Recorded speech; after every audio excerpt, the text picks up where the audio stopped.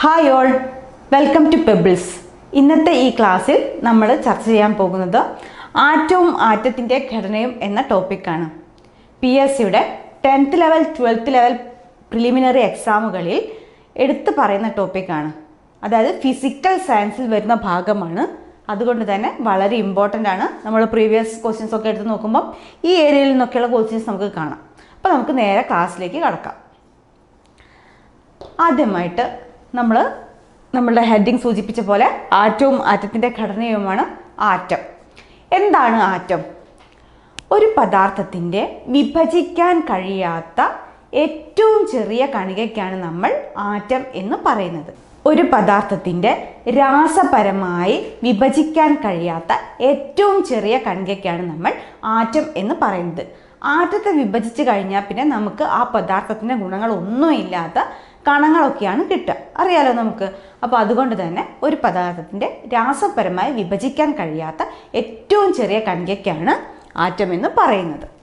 ഇനി ആറ്റം എന്ന പദം ആദ്യമായി കൊണ്ടുവന്നത് ഓസ്റ്റ്വാൾഡ് ആണ്. ആരാണ്? ഓസ്റ്റ്വാൾഡ്. അതായത് ആറ്റം എന്ന പദം ആദ്യമായി ഉപയോഗിച്ചതാണ് ഓസ്റ്റ്വാൾഡ്. ആറ്റം എന്ന വാക്കിൻ്റെ അർത്ഥം വിഭജിക്കാൻ കഴിയാത്തത് എന്നാണ്. എന്താണ് വിഭജിക്കാൻ കഴിയാത്തത്? ആറ്റമോസ് എന്ന ഗ്രീക്ക് പദത്തിൽ നിന്നാണ് ആറ്റം എന്ന പദം ഉണ്ടായിട്ടുള്ളത്. ഇതാണ് ആറ്റമോസ് എന്ന ഗ്രീക്ക് പദത്തിൽ നിന്നാണ് ആറ്റം എന്ന പദം ഉണ്ടായിട്ടുള്ളത്. ഓസ്റ്റ്വാൾഡ് ആണ് ആറ്റം എന്ന പദം ആദ്യമായി ഉപയോഗിച്ചത്. ഇനി ആറ്റം കണ്ടെത്തിയത് ആരാണ്? John Dalton. ഇതെപ്പോഴും പരീക്ഷയ്ക്ക് ചോദിക്കുന്ന ക്വസ്റ്റ്യൻ ആണ്. ആറ്റം കണ്ടെത്തിയത് ജോൺ ഡാൾട്ടൺ ആണ്. ആരാണ്? John Dalton. ഇനി ആദ്യമായി ആറ്റം സിദ്ധാന്തം അവതരിപ്പിച്ചതും ജോൺ ഡാൾട്ടൺ തന്നെയാണ്. എന്താണ്? ആറ്റം സിദ്ധാന്തം. അപ്പോൾ ആറ്റം കണ്ടെത്തിയതും ആദ്യമായി ആറ്റം സിദ്ധാന്തം അവതരിപ്പിച്ചതും ജോൺ ഡാൾട്ടൺ ആണ്. അപ്പം എന്തൊക്കെയാണ് നമ്മൾ പറഞ്ഞത്? ഒരു പദാർത്ഥത്തിൻ്റെ വിഭജിക്കാൻ കഴിയാത്ത, രാസപരമായി വിഭജിക്കാൻ കഴിയാത്ത ഏറ്റവും ചെറിയ കണികയ്ക്കാണ് ആറ്റം എന്ന് പറയുന്നത്. ആറ്റം എന്ന പദം ആദ്യമായി കൊണ്ടുവന്നത് ഓസ്റ്റ്വാൾഡ് ആണ്. ആറ്റമോസ് എന്ന ഗ്രീക്ക് പദത്തിൽ നിന്നാണ് ആറ്റം എന്ന പദം ഉണ്ടായിട്ടുള്ളത്. ആറ്റം എന്ന പദത്തിൻ്റെ അർത്ഥം വിഭജിക്കാൻ കഴിയാത്തത് എന്നാണ്. ആറ്റം കണ്ടുപിടിച്ചത് ജോൺ ഡാൾട്ടൺ ആണ്. അതുപോലെ ആറ്റം സിദ്ധാന്തം അവതരിപ്പിച്ചതും ജോൺ ഡാൾട്ടൺ ആണ്.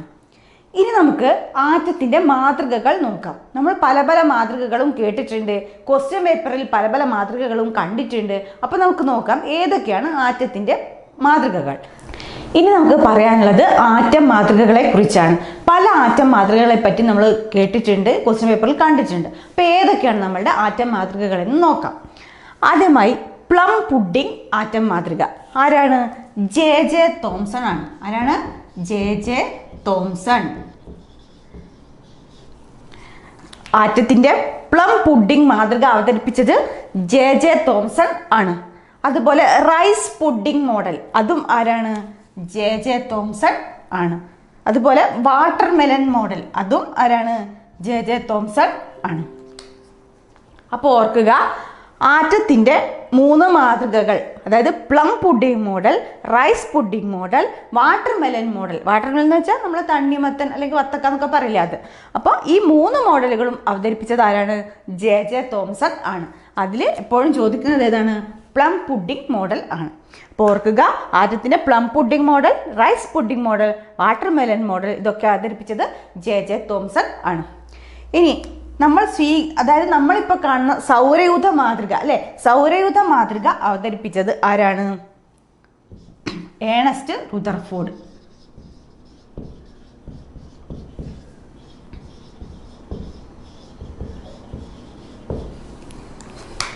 ആറ്റത്തിൻ്റെ സൗരയൂഥ മാതൃക അവതരിപ്പിച്ചത് ഏണസ്റ്റ് റുദർഫോർഡ് ആണ്.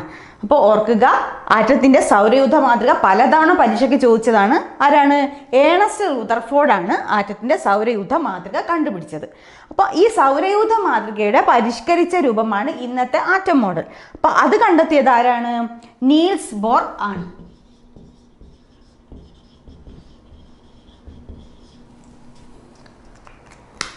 സൗരയൂഥ മാതൃകയുടെ പരിഷ്കരിച്ച രൂപം കണ്ടെത്തിയത് നീൽസ് ബോർ ആണ്.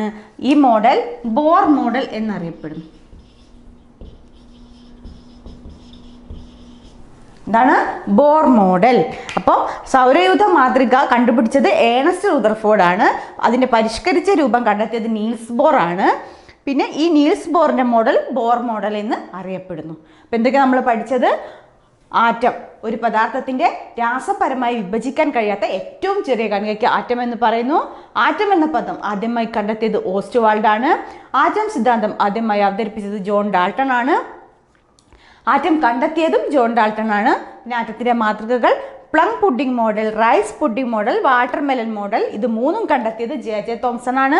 പിന്നെ സൗരയൂഥ മാതൃക ഏണസ്റ്റ് റുദർഫോർഡ് ആണ്. അതിൻ്റെ പരിഷ്കരിച്ച രൂപം നീൽസ് ബോർ ആണ്. ഈ മോഡൽ ബോർ മോഡൽ എന്ന് അറിയപ്പെടുന്നു. ഇനി നമുക്ക് ഒരു ആറ്റത്തിൻ്റെ ഒരു ഏകദേശ മാതൃക നോക്കാം. ആദ്യമായി നമുക്ക് കാണാം എന്താണ് ഉള്ളിലുള്ളത്? ന്യൂക്ലിയസ് ആണ് ഇത്. ന്യൂക്ലിയസിന് ഉള്ളിലാണ് എന്തുള്ളത്? പ്രോട്ടോൺ, ന്യൂട്രോൺ എന്നിവ. പുറത്ത് ഇലക്ട്രോണും കാണാം. അതായത് ഒരു ആറ്റത്തിലെ മൗലിക കണങ്ങൾ ഏതൊക്കെയാണ്? പ്രോട്ടോൺ, ന്യൂട്രോൺ, ഇലക്ട്രോൺ എന്നിവയാണ് ഒരു ആറ്റത്തിലെ മൗലിക കണങ്ങൾ. അത് മനസ്സിലാക്കാൻ വേണ്ടിയാണ് ഞാൻ ഈ ചിത്രം വരച്ചത്. അപ്പോൾ ഒരു ആറ്റത്തിലെ മൗലിക കണങ്ങൾ ഏതൊക്കെയാണ്? Proton, neutron, electron. മനസ്സിലായല്ലോ. ഇനി ന്യൂക്ലിയസിനകത്ത് സ്ഥിതി ചെയ്യുന്ന കണങ്ങൾ ഏതൊക്കെയാണ്? പ്രോട്ടോണും ന്യൂട്രോണും. ഏതൊക്കെയാണ്? പ്രോട്ടോണും ന്യൂട്രോണും ന്യൂക്ലിയസിനകത്താണ് സ്ഥിതി ചെയ്യുന്നത്. എന്നാൽ പുറത്തോ? ഇലക്ട്രോൺ. അപ്പോൾ സൗരയൂഥ മാതൃക നമ്മൾ പറഞ്ഞില്ലേ, ന്യൂക്ലിയസ് സൗരയൂഥത്തിൽ സൂര്യനായിട്ട് സങ്കല്പിച്ചു കഴിഞ്ഞാൽ ഇലക്ട്രോണ് അതിന് ചുറ്റും വലം വയ്ക്കുന്നു. അങ്ങനെയാണ് അത് ഉദ്ദേശിക്കുന്നത്. അപ്പോൾ ന്യൂക്ലിയസിനുള്ളിലുള്ള കണങ്ങളാണ് പ്രോട്ടോണും ന്യൂട്രോണും, പുറത്തുള്ളതാണ് ഇലക്ട്രോൺ. ന്യൂക്ലിയസിനെ ചുറ്റി സഞ്ചരിക്കുകയാണ് ഇലക്ട്രോൺസ് ചെയ്യുന്നത്. മനസ്സിലായല്ലോ. ഇനി നമുക്ക് നോക്കാം ആറ്റത്തിന്റെ ന്യൂക്ലിയസ് കണ്ടെത്തിയത് ആരാണ്? റുദർഫോർഡ് ആണ്. അപ്പോൾ ഓർക്കുക, ആറ്റത്തിന്റെ ന്യൂക്ലിയസ് കണ്ടെത്തിയത് റുദർഫോർഡ് ആണ്. പിന്നെ പ്രോട്ടോൺ, അടുത്തത് വരുന്നത് നമ്മൾ മൗലിക കണമായ പ്രോട്ടോണിനെ കുറിച്ചുള്ള കുറച്ച് കാര്യങ്ങളാണ്. എന്തൊക്കെയാണ്? പ്രോട്ടോൺ കണ്ടെത്തിയത് റുദർഫോർഡ് ആണ്. അപ്പോൾ ഏണസ്റ്റ് റുദർഫോർഡ് ആണ് പ്രോട്ടോൺ കണ്ടെത്തിയത്. നമ്മുടെ ന്യൂക്ലിയസ് കണ്ടെത്തിയ റുദർഫോർഡ് തന്നെയാണ് എന്തും കണ്ടെത്തിയത്? പ്രോട്ടോണിനെയും കണ്ടെത്തിയത്. പ്രോട്ടോണിൻ്റെ ചാർജ് പോസിറ്റീവ് ആണ്. അപ്പോൾ അതെന്തായാലും ഓർത്ത് വെക്കണം. പ്രോട്ടോണിൻ്റെ ചാർജ് പോസിറ്റീവ് ആണ്. ഇത് LGS പോലുള്ള പരീക്ഷകളിൽ മുന്നേ ചോദിച്ചതാണ്. അപ്പോൾ അതുകൊണ്ട് മാറിപ്പോകാൻ പാടില്ല. സിമ്പിൾ ആണെങ്കിലും തെറ്റിക്കാൻ പാടില്ല. ഇനി അതിൻ്റെ ഭാരം, പ്രോട്ടോണിൻ്റെ ഭാരം 1.6726 ഇൻറ്റു 10⁻⁻27 kg. ഈ നമ്പർ എങ്ങനെയെങ്കിലും നോക്കുക, -27 നോക്കുക, എങ്ങനെയെങ്കിലും ഒന്ന് ഓർത്ത് വെച്ച് പഠിക്കാം. 1.6726 ഇൻറ്റു 10⁻⁻27 kg ആണ് ഒരു പ്രോട്ടോണിൻ്റെ ഭാരം. ഇനി ആറ്റത്തിൻ്റെ ഐഡൻറ്റിറ്റി കാർഡ്, ഫിംഗർ പ്രിൻ്റ് എന്നൊക്കെ അറിയപ്പെടുന്നത് ഏതാണ്? പ്രോട്ടോൺ ആണ്. ഒരു ആറ്റത്തിൻ്റെ അല്ലെങ്കിൽ മൂലകത്തിൻ്റെ ID കാർഡ് അല്ലെങ്കിൽ ഫിംഗർ പ്രിൻ്റ് എന്നൊക്കെ അറിയപ്പെടുന്നത് പ്രോട്ടോൺ ആണ്. അതായത് ഒരു മൂലകം അല്ലെങ്കിൽ ഒരു ആറ്റം ഏത് മൂലകത്തിൻ്റെ ആണെന്നൊക്കെ തിരിച്ചറിയാൻ സഹായിക്കുന്നത് എന്താണ്? അതിൻ്റെ നമ്പർ ഓഫ് പ്രോട്ടോൺസ് ആണ് അല്ലേ. അതായത് പ്രോട്ടോൺസിൻ്റെ എണ്ണം അനുസരിച്ചിട്ടല്ലേ ആവർത്തന പട്ടികയിൽ എലമെൻസിനെ അറേഞ്ച് ചെയ്തത്. അപ്പോൾ അതുകൊണ്ട് തന്നെ ഒരു ആറ്റത്തിൻ്റെ അല്ലെങ്കിൽ ഒരു മൂലകത്തിൻ്റെ ഐഡൻറ്റിറ്റി കാർഡ്, ഫിംഗർ പ്രിൻ്റ് എന്നൊക്കെ അറിയപ്പെടുന്നത് എന്താണ്? അതിൻ്റെ പ്രോട്ടോൺ ആണ്. ഇപ്പോൾ ഒരു ആറ്റത്തിൻ്റെ ID കാർഡ് അല്ലെങ്കിൽ ഫിംഗർ പ്രിൻ്റ് എന്നൊക്കെ അറിയപ്പെടുന്നത് പ്രോട്ടോൺ ആണ്. അപ്പോൾ എന്തൊക്കെയാണ് പഠിച്ചത്? ആറ്റത്തിൻ്റെ ന്യൂക്ലിയസ് കണ്ടെത്തിയത് റുദർഫോർഡ് ആണ്. പിന്നെ പ്രോട്ടോണിനെ പറ്റിയാണ് നമ്മൾ പഠിച്ചത്. പ്രോട്ടോൺ കണ്ടെത്തിയത് ആരാണ്? റുദർഫോർഡ് ആണ്. പ്രോട്ടോണിൻ്റെ ചാർജ് പോസിറ്റീവ് ആണ്. അതിൻ്റെ ഭാരം 1.6726 ഇൻറ്റു 10⁻⁻27 kg ആണ്. ആറ്റത്തിൻ്റെ ID കാർഡ് അല്ലെങ്കിൽ ഫിംഗർ പ്രിൻ്റ് എന്നൊക്കെ അറിയപ്പെടുന്നത് പ്രോട്ടോൺ ആണ്. ഇനി നമുക്ക് ആറ്റത്തിലെ മറ്റൊരു മൗലിക കണമായ ഇലക്ട്രോണിനെ കുറിച്ച് നോക്കാം. ആദ്യമായി ഇലക്ട്രോൺ കണ്ടെത്തിയത് ജെ തോംസൺ. പരീക്ഷയ്ക്ക് ചോദിച്ചതാണ്, ഓർത്തു വെക്കുക. ഇലക്ട്രോൺ കണ്ടെത്തിയ ശാസ്ത്രജ്ഞനാണ് ജെ തോംസൺ. ഒരു ആറ്റത്തിലെ ഏറ്റവും ഭാരം കുറഞ്ഞ മൗലിക കണമാണ് ഇലക്ട്രോൺ. ഓർത്തു വെക്കുക, ഒരു ആറ്റത്തിലെ ഏറ്റവും ഭാരം കുറഞ്ഞ മൗലിക കണമാണ് ഇലക്ട്രോൺ. അപ്പോൾ മൗലിക കണം നമ്മൾ പറഞ്ഞു പ്രോട്ടോൺ, ന്യൂട്രോൺ, ഇലക്ട്രോൺ. ആ മൂന്നെണ്ണത്തിൽ വെച്ച് ഏറ്റവും ഭാരം കുറവ് ഏതിനാണ്? ഇലക്ട്രോണിനാണ്. ഇനി ഒരു പദാർത്ഥത്തിൻ്റെ അല്ലെ ഒരു മൂലകത്തിൻ്റെ രാസ സ്വഭാവം നിർണ്ണയിക്കുന്നത് അതിൻ്റെ ആറ്റത്തിലെ നമ്പർ ഓഫ് ഇലക്ട്രോൺസ് ആണ്. അപ്പോൾ ഒരു ആറ്റത്തിൻ്റെ രാസ സ്വഭാവം നിർണ്ണയിക്കുന്നത് ഇലക്ട്രോണുകൾ ആണ്. ആ ആറ്റത്തിലെ ഇലക്ട്രോണുകൾ ആണ്. അപ്പോൾ അത് മനസ്സിലാക്കുക, ഒരു ആറ്റത്തിൻ്റെ രാസ സ്വഭാവം നിർണ്ണയിക്കുന്നത് ആ ആറ്റത്തിലെ ഇലക്ട്രോണുകൾ ആണ്. ഇനി ഇലക്ട്രോണിൻ്റെ ചാർജ് നെഗറ്റീവ് ചാർജ് പുറത്ത് വെക്കുക. പ്രോട്ടോണിൻ്റെ നമ്മൾ പറഞ്ഞു പോസിറ്റീവ് ചാർജാണ്, ഇലക്ട്രോണിൻ്റെ എന്താണ് നെഗറ്റീവ് ചാർജ് ആണ്. ഇലക്ട്രോണിൻ്റെ ചാർജ് കണ്ടെത്തിയത് മില്ലിക്കൻ ആണ്. ഇലക്ട്രോണിൻ്റെ ചാർജ് കണ്ടെത്തിയ ആളാണ് മില്ലിക്കൻ. ഓയിൽ ഡ്രോപ്പ് പരീക്ഷണത്തിലൂടെയാണ് അദ്ദേഹം ചാർജ് കണ്ടെത്തിയത്. അപ്പോൾ ഇലക്ട്രോണിൻ്റെ ചാർജ് നെഗറ്റീവ് ചാർജാണ്. നെഗറ്റീവ് ചാർജ് കണ്ടെത്തിയത് ആരാണ്? മില്ലിക്കൻ ആണ്. ഓയിൽ ഡ്രോപ്പ് പരീക്ഷണത്തിലൂടെയാണ് അദ്ദേഹം ചാർജ് കണ്ടെത്തിയത്. ഇലക്ട്രോണിൻ്റെ ഭാരം 9.1091 × 10⁻³ kg. അപ്പോൾ ഈ നമ്പർ ഒന്ന് ശ്രദ്ധിച്ച് വെക്കുക. 9.1091 × 10⁻³ kg ആണ്. പിന്നെ മില്ലിക്കൻ പരീക്ഷയ്ക്ക് ചോദിച്ചതാണ്, അപ്പോൾ അത് ഓർത്ത് വെക്കുക. അപ്പോൾ എന്തൊക്കെ നമ്മളിവിടെ പഠിച്ചത്? ഇലക്ട്രോൺ കണ്ടെത്തിയത് J.J. തോംസൺ.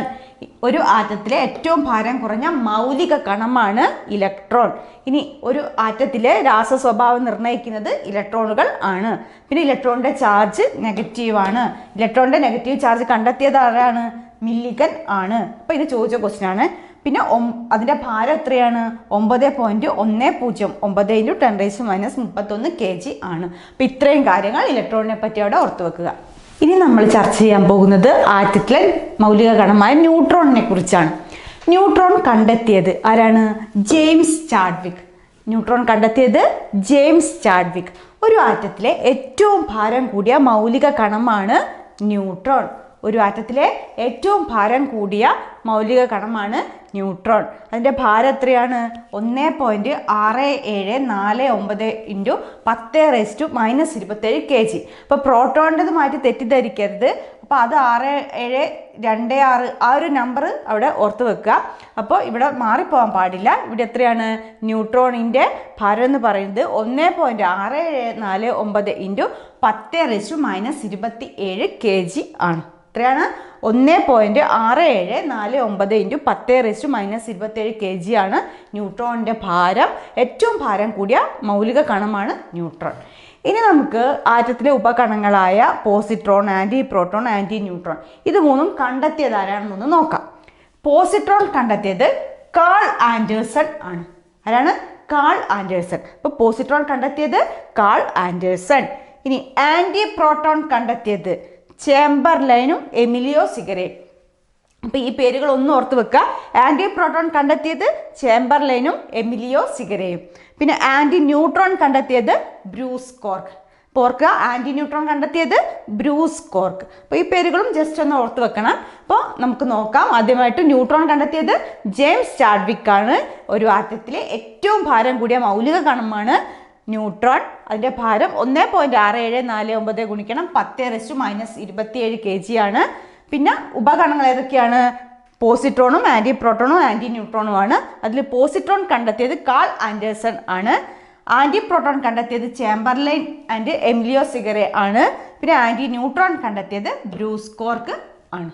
അപ്പം ഇത്രയും കാര്യങ്ങൾ ഇവിടെ മനസ്സിലായല്ലോ. ഒരു ആറ്റത്തിലെ ന്യൂക്ലിയസിന് ചുറ്റുമുള്ള ഇലക്ട്രോണുകളുടെ നിശ്ചിത സഞ്ചാരപാതയ്ക്കാണ് ഓർബിറ്റ് അല്ലെങ്കിൽ ഷെൽ എന്ന് പറയുന്നത്. എന്താണ് നമ്മൾ നേരത്തെ കണ്ടിട്ടുണ്ടായിരുന്നു, ഒരു ന്യൂക്ലിയസിന് ചുറ്റും എന്താണ് ഇലക്ട്രോൺസ് ചുറ്റി സഞ്ചരിക്കുകയാണ് ചെയ്യുന്നത് അല്ലേ. അപ്പോൾ ഇങ്ങനെ ഇലക്ട്രോൺസ് ചുറ്റി സഞ്ചരിക്കുന്ന ഈ നിശ്ചിത സഞ്ചാരപാതയ്ക്ക് പറയുന്ന പേരാണ് ഓർബിറ്റ്, അല്ലെങ്കിൽ എന്ത് പറയാം? ഷെൽ എന്നും പറയാം. ഇംഗ്ലീഷ് അക്ഷരമാലയിലെ KLMN എന്നിങ്ങനെയാണ് നമ്മൾ ക്യാപിറ്റൽ ലെറ്റർ വെച്ചിട്ടാണ് ഈ ഓർബിറ്റിനെ റെപ്രസെൻറ്റ് ചെയ്യുന്നത്. ഇനി ഒരു ഓർബിറ്റിൽ ഉൾക്കൊള്ളാവുന്ന പരമാവധി ഇലക്ട്രോണുകളുടെ എണ്ണം ഈ ഇക്വേഷൻ വെച്ചിട്ടാണ് നമ്മൾ കണ്ടെത്തുന്നത്. അതായത് ഈ K ഷെല്ല് അല്ലേ, K ഷെല്ല് എടുക്കാം. ഒന്നാമത്തെ ഷെല്ലാണ് K ഷെല്ല്. അപ്പോൾ അതിൽ ഉൾക്കൊള്ളാവുന്ന പരമാവധി ഇലക്ട്രോണുകൾ എത്ര? ഇങ്ങനെ ചെയ്യാം, 2 × 1² അല്ലേ, എത്ര വരും? 2 എന്ന് വരും. അപ്പോൾ K ഷെല്ലിൽ ഉൾക്കൊള്ളാവുന്ന ഇലക്ട്രോണുകളുടെ പരമാവധി എണ്ണം എന്ന് പറയുന്നത് എത്രയാണ്? 2 ആണ്. അപ്പോൾ ഇത് ഇപ്പോൾ കഴിഞ്ഞ പ്രിലിമിനറി എക്സാമിന് 10th ലെവൽ പ്രിലിമിനറി എക്സാമിന് ചോദിച്ച ക്വസ്റ്റ്യൻ ആണ്. അതായത് ഒരു K ഓർബിറ്റിൽ അല്ലെങ്കിൽ K ഷെല്ലിൽ ഉൾക്കൊള്ളാവുന്ന പരമാവധി ഇലക്ട്രോണുകളുടെ എണ്ണം എത്രയാണ്? 2 ആണ്. ഇനി ഒരു ഓർബിറ്റിൽ ഇലക്ട്രോണുകളെ കാണാൻ സാധ്യതയുള്ള പ്രദേശത്തിന് പറയുന്ന പേരാണ് ഓർബിറ്റൽ, അല്ലെങ്കിൽ എന്ത് പറയാം? സബ്ഷെൽ. ഒരു ഓർബിറ്റിനുള്ളിൽ തന്നെ ഇലക്ട്രോണുകളെ കാണാൻ പരമാവധി സാധ്യതയുള്ള പ്രദേശമാണ് ഓർബിറ്റൽ അല്ലെങ്കിൽ സബ്ഷെൽ എന്ന് അറിയപ്പെടുന്നത്. അത് ഏത് ലെറ്റേഴ്സ് വെച്ച് റെപ്രസെന്റ് ചെയ്യുന്നു? എസ്, പി, ഡി, എഫ് എല്ലാം സ്മോൾ ലെറ്റർ ആണ് അല്ലേ. അപ്പോൾ എസ്, പി, ഡി, എഫ് എന്നിങ്ങനെയുള്ള സ്മോൾ ലെറ്റേഴ്സ് വെച്ചിട്ടാണ് നമ്മൾ ഓർബിറ്റലിനെ റെപ്രസെന്റ് ചെയ്യുന്നത്. അപ്പോൾ ഓർബിറ്റും ഓർബിറ്റലും തമ്മിൽ മാറിപ്പോകാൻ പാടില്ല. ഒരു ന്യൂക്ലിയസിന് ചുറ്റും ഇലക്ട്രോണുകളുടെ നിശ്ചിത സഞ്ചാരപാതയ്ക്ക് പറയുന്ന പേരാണ് ഓർബിറ്റ്. എന്നാൽ ഈ ഓർബിറ്റിൽ തന്നെ ഇലക്ട്രോണുകളെ കാണാൻ പരമാവധി സാധ്യതയുള്ള പ്രദേശമാണ് ഓർബിറ്റൽ അല്ലെങ്കിൽ സബ്ഷെൽ. ഇപ്പോൾ ഓർബിറ്റിനെ റെപ്രസെന്റ് ചെയ്യുന്നത് ക്യാപിറ്റൽ ലെറ്റേഴ്സ് KLM എക്സെട്ര ആണ്. പിന്നെ അതിനകത്ത് വരുന്ന മാക്സിമം നമ്പർ, അതായത് ഒരു ഓർബിറ്റിൽ അല്ലെങ്കിൽ ഷെല്ലിൽ ഉൾക്കൊള്ളാവുന്ന പരമാവധി ഇലക്ട്രോണുകളുടെ എണ്ണം എന്ന് പറയുന്നത് 2n² ആണ്. n എന്ന് വെച്ചാൽ എന്താണ്? K ആണെങ്കിൽ 1, L ആണെങ്കിൽ 2, M ആണെങ്കിൽ 3, N ആണെങ്കിൽ 4, അങ്ങനെ പോകുന്നു. അപ്പോൾ ഇവിടെ എത്രയാണ്? 2 × 1² 2. അപ്പോൾ K ഷെല്ലിൽ ഉൾക്കൊള്ളാവുന്ന പരമാവധി ഇലക്ട്രോണുകളുടെ എണ്ണം 2 ആണ്. ഇനി ഓർബിറ്റൽ അല്ലെങ്കിൽ സബ്ഷെൽ അതിന് ഏത് വെച്ച് റെപ്രസെന്റ് ചെയ്യുന്നു? എസ്, പി, ഡി, എഫ് എന്നിങ്ങനെ സ്മോൾ ലെറ്റർ വെച്ച് റെപ്രസെന്റ് ചെയ്യുന്നു. അതെന്താണ്? ഓർബിറ്റിൽ ഇലക്ട്രോണുകളെ കാണാൻ പരമാവധി സാധ്യതയുള്ള പ്രദേശമാണ് ഓർബിറ്റൽ. അപ്പോൾ ഇത്രയും കാര്യങ്ങൾ ഇവിടെ ഓർത്തു വെക്കുക. നമ്മൾ ഷെല്ലും സബ്ഷെല്ലും എല്ലാം പറഞ്ഞു അല്ലേ. അപ്പോൾ ഇനി ഓരോ ഷെല്ലിലും ഉൾക്കൊള്ളാവുന്ന സബ്ഷെല്ലുകൾ ഏതൊക്കെയാണെന്ന് നോക്കാം. ആദ്യമായിട്ട് കെ ഷെല്ലിൽ ഉൾക്കൊള്ളുന്ന സബ്ഷെൽ എന്ന് പറയുന്നത് എസ് ആണ്. ഒരു സബ്ഷെല്ലിൽ ഉൾക്കൊള്ളുന്നുള്ളൂ, അതേതാണ്? എസ് ആണ്. ഇനി എല്ലിൽ ഉൾക്കൊള്ളുന്ന സബ്ഷെൽസ് ഏതൊക്കെയാണ്? എസും പിയും 2 എണ്ണം ഉൾക്കൊള്ളുന്നുണ്ട് അല്ലേ. അപ്പോൾ അവിടെ പഠിച്ചു വെക്കുക. കെ ഷെല്ലിൽ ഒരു സബ്ഷെല്ലേ ഉള്ളൂ, അത് എസ് ആണ്. എല്ലിലോ എസും പിയും ഉണ്ട് അല്ലേ. എമ്മിലോ എസ്, പി, ഡി 3 സബ്ഷെൽസ് എമ്മിൽ വരുന്നുണ്ട്. ഏതൊക്കെയാണ്? S, P, D. ഇനി എൻ ഷെല്ലിൽ ഉൾക്കൊള്ളാവുന്ന സബ്ഷെൽ ഏതൊക്കെയാണ്? എസും പിയും ഡിയും എഫും 4 എണ്ണം എന്നിൽ ഉൾക്കൊള്ളുന്നുണ്ട്. അപ്പോൾ നോക്കുക, ഇവിടെ കെ ഷെല്ലിൽ ഉള്ള സബ്ഷെല്ലാണ് എസ്, എൽ ഷെല്ലിലുള്ള സബ്ഷെല്ലാണ് എസും പിയും, എം ഷെല്ലിലുള്ളതാണ് എസും പിയും ഡിയും, അതുപോലെ എന്നിൽ വരുന്ന സബ്ഷെൽസ് ആണ് എസ്, പി, ഡി, എഫ് എന്നിവ. ഇനി മാക്സിമം ഇലക്ട്രോൺസ്, അതായത് ഒരു സബ്ഷെല്ലിൽ ഉൾക്കൊള്ളുന്ന മാക്സിമം ഇലക്ട്രോൺസ് എത്രയാണെന്ന് നമുക്ക് നോക്കാം. എസിലാണെങ്കിൽ 2 എണ്ണം, എസിൽ 2 എണ്ണം.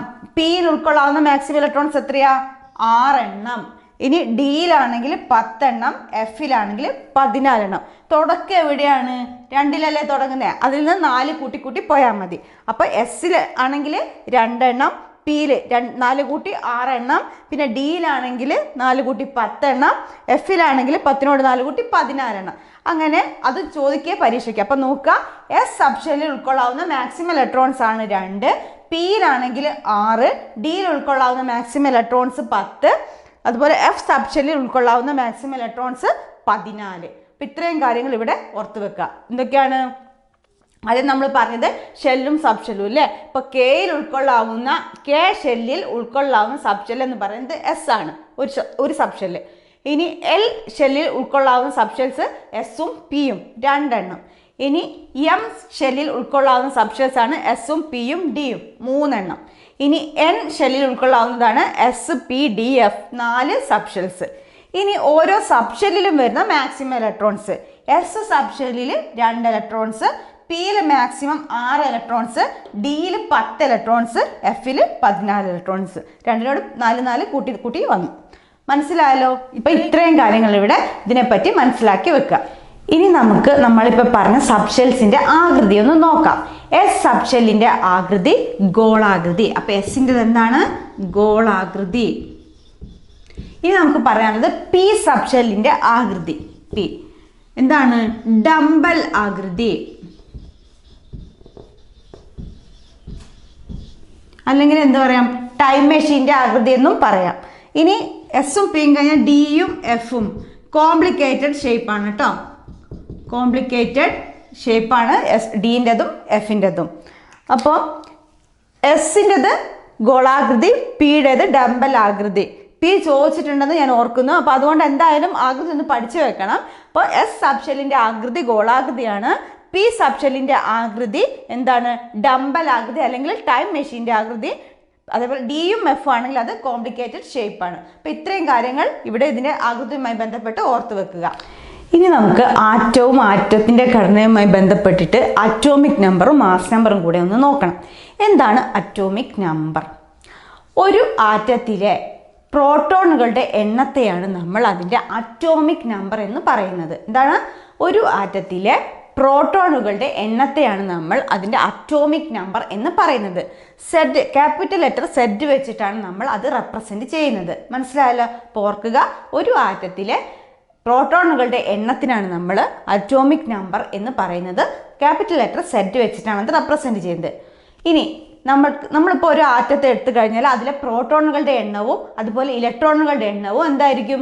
തുല്യമായിരിക്കും അല്ലേ? അപ്പം അത് മനസ്സിലാക്കണം. ഒരു ആറ്റത്തിലെ നമ്പർ ഓഫ് പ്രോട്ടോൺസും നമ്പർ ഓഫ് ഇലക്ട്രോൺസും തുല്യമായിരിക്കും. ഈ കാര്യം അവിടെ ഓർത്ത് വെക്കണം. ഇനി മാസ് നമ്പർ. ഒരു ആറ്റത്തിലെ പ്രോട്ടോണുകളുടെയും ന്യൂട്രോണുകളുടെയും എണ്ണത്തിൻ്റെ തുകയ്ക്കാണ് നമ്മൾ മാസ് നമ്പർ എന്ന് പറയുന്നത്. എന്താണ്? ഒരു ആറ്റത്തിലെ പ്രോട്ടോണുകളുടെയും ന്യൂട്രോണുകളുടെയും എണ്ണത്തിൻ്റെ തുകയ്ക്കാണ് നമ്മൾ മാസ് നമ്പർ എന്ന് പറയുന്നത്. അതെന്താണ്? എ, ക്യാപിറ്റൽ ലെറ്റർ എ വെച്ചിട്ടാണ് അത് നമ്മൾ റെപ്രസെൻറ്റ് ചെയ്യുന്നത്. അതായത് ന്യൂക്ലിയസിനുള്ളിൽ നമ്മൾ പറഞ്ഞിട്ടുണ്ട് പ്രോട്ടോണും ന്യൂട്രോണും ആണ് ഉള്ളതെന്ന് അല്ലേ? അപ്പോൾ ഈ പ്രോട്ടോണുകളുടെയും ന്യൂട്രോണുകളുടെയും എണ്ണത്തിൻ്റെ തുകയ്ക്കാണ് നമ്മൾ മാസ് നമ്പർ എന്ന് പറയുന്നത്. അത് ക്യാപിറ്റൽ ലെറ്റർ എ വെച്ചിട്ടാണ് റെപ്രസെൻറ്റ് ചെയ്യുന്നത്. ഇപ്പോൾ ഇവിടെ ഒരു മാസ് നമ്പർ 35ഉം പ്രോട്ടോണിൻ്റെ എണ്ണം 18 ആണെങ്കിൽ നമ്പർ ഓഫ് ന്യൂട്രോൺസ് എത്രയാണെന്ന് ചോദിച്ചു കഴിഞ്ഞാൽ നമുക്ക് കണ്ടുപിടിക്കാൻ പറ്റില്ലേ? അപ്പോൾ ആ ഒരു രീതിയിൽ, അത് ഞാനൊരു എക്സാമ്പിൾ വെറുതെ പറഞ്ഞതാണ്. അപ്പോൾ ഓർക്കുക, എന്താണ്? നമ്മൾക്കിപ്പം പ്രോട്ടോണുകളുടെയും ന്യൂട്രോണുകളുടെയും എണ്ണത്തിൻ്റെ തുകയ്ക്കാണ് നമ്മൾ മാസ് നമ്പർ എന്ന് പറയുന്നത്. അപ്പോൾ പ്രോട്ടോണിൻ്റെ മാസ് നമ്പർ തന്നിട്ട് പിന്നെ പ്രോട്ടോണിൻ്റെ എണ്ണവും തന്നു കഴിഞ്ഞാൽ നിങ്ങളോട് ന്യൂട്രോണിൻ്റെ എണ്ണം കാണാനെല്ലാം പറയും. അപ്പോൾ ആ ഒരു രീതിക്ക് പഠിച്ചു വെക്കുക. അപ്പോൾ ഇവിടെ എന്തൊക്കെയാണ് നമ്മൾ പറഞ്ഞത്? ഒരു ആറ്റത്തിലെ പ്രോട്ടോണുകളുടെ എണ്ണത്തിനാണ് നമ്മൾ ആറ്റോമിക് നമ്പർ എന്ന് പറയുന്നത്. സെഡ് കൊണ്ട് റെപ്രസെൻറ്റ് ചെയ്യും. പിന്നെ അതുപോലെ നമ്പർ ഓഫ് പ്രോട്ടോൺസും നമ്പർ ഓഫ് ഇലക്ട്രോൺസും ഒരാറ്റത്തിൽ തുല്യമായിരിക്കും. ഇനി പ്രോട്ടോണുകളുടെയും ന്യൂട്രോണുകളുടെയും എണ്ണത്തിൻ്റെ തുകയ്ക്കാണ് നമ്മൾ മാസ് നമ്പർ എന്ന് പറയുന്നത്. ക്യാപിറ്റൽ ലെറ്റർ എ വെച്ചിട്ടാണ് അത് റെപ്രസെൻറ്റ് ചെയ്യുന്നത്. ഇത്രയും കാര്യങ്ങളാണ് നമുക്ക് ആറ്റവും ആറ്റത്തിൻ്റെ ഘടനയും എന്ന ഏരിയയിൽ പഠിക്കാനുള്ളത്.